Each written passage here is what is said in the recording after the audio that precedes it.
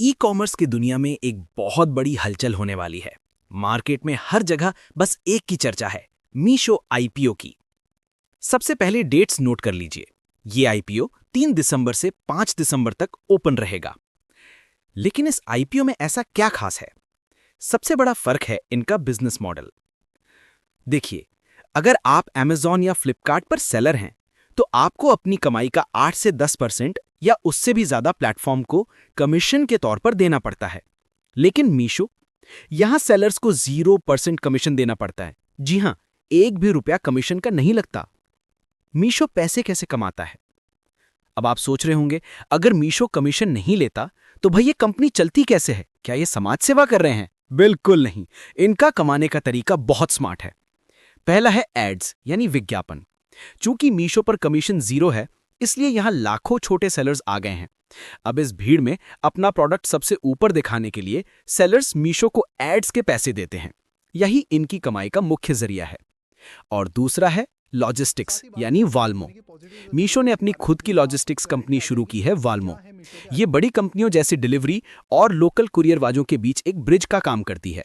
इससे delivery time कम होता है और कॉस्ट भी बचती है। टारगेट ऑडियंस और फाइनेंशियल सच यानी फाइनेंशियल्स। मीशो की नजर बड़े ब्रांड्स पर नहीं, बल्कि भारत के टियर 2 और टियर 3 शहरों पर है।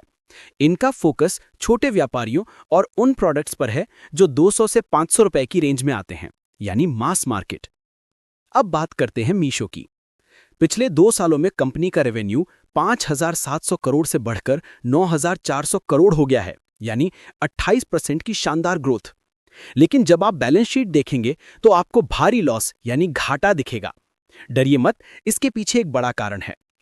आईपीओ लाने के लिए कंपनी को अमेरिका से अपना बेस भारत शिफ्ट करना पड़ा। इस प्रोसेस में उन्हें वन टाइम टैक्स चुकाना पड़ा, करीब 2,500 करोड़ बिजनेस कॉम्बिनेशन का और 1,350 करोड़ ईसॉप रीस्ट्रक्चरिंग का। अगर आप इन एक बार के खर्चों को हटा दें तो कंपनी का असली घाटा सिमटकर सिर्फ 108 करोड़ रुपए रह जाता है, जो इतनी बड़ी कंपनी के लिए रिकवर करना आसान है। क्या यह आईपीओ पॉजिटिव है? Positive analysis. अब आते हैं सबसे काम की बात पर। क्या इस आईपीओ में दम है? यहां 4 बड़े पॉइंट्स हैं। जीएमपी यानी ग्रे मार्केट प्रीमियम। फिलहाल मार्केट में मीशो का जीएमपी लगभग 42 से 43% चल रहा है। यह इशारा कर रहा है कि लिस्टिंग पर अच्छा मुनाफा मिल सकता है। Fresh issue. इस आईपीओ का बड़ा हिस्सा फ्रेश इश्यू है। इसका मतलब है कि प्रमोटर्स अपना माल बेचकर भाग नहीं रहे हैं, बल्कि जो पैसा आएगा वो कंपनी की ग्रोथ और टेक्नोलॉजी में वापस लगेगा। ये लॉन्ग टर्म के लिए बहुत अच्छा संकेत है। और एसेट लाइट मॉडल, ये इनकी सबसे बड़ी ताकत है। मीशो के पास अपने खुद के बड़े बड़े गोदाम नहीं हैं और ना ही ये खुद की इन्वेंट्री रखते हैं। ये पूरा बिजनेस सिर्फ टेक्नोलॉजी और लॉजिस्टिक्स पार्टनरशिप पर चलता है, जिससे इनका खर्चा बहुत कम हो जाता है। हालांकि रिटर्न्स वाला जो पॉइंट है वो असल में एक रिस्क फैक्टर है। इसे हम सावधानी के तौर पर बताएंगे। रिस्क और निष्कर्ष। लेकिन इन्वेस्ट करने से पहले एक रिस्क भी जान लीजिए। ई कॉमर्स में रिटर्न्स यानी सामान वापस आने की लागत और डिलीवरी कॉस्ट मार्जिन को कम कर देती है। और मीशो पर कैश ऑन डिलीवरी ऑर्डर्स ज्यादा होते हैं, जहां रिजेक्शन का खतरा रहता है। तो निष्कर्ष क्या है?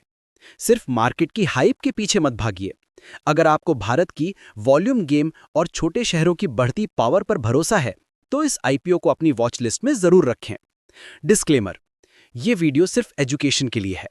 किसी भी तरह के इन्वेस्टमेंट से पहले अपने फाइनेंशियल एडवाइजर यानी वित्तीय सलाहकार से सलाह जरूर लें और अपनी खुद की रिसर्च जरूर करें।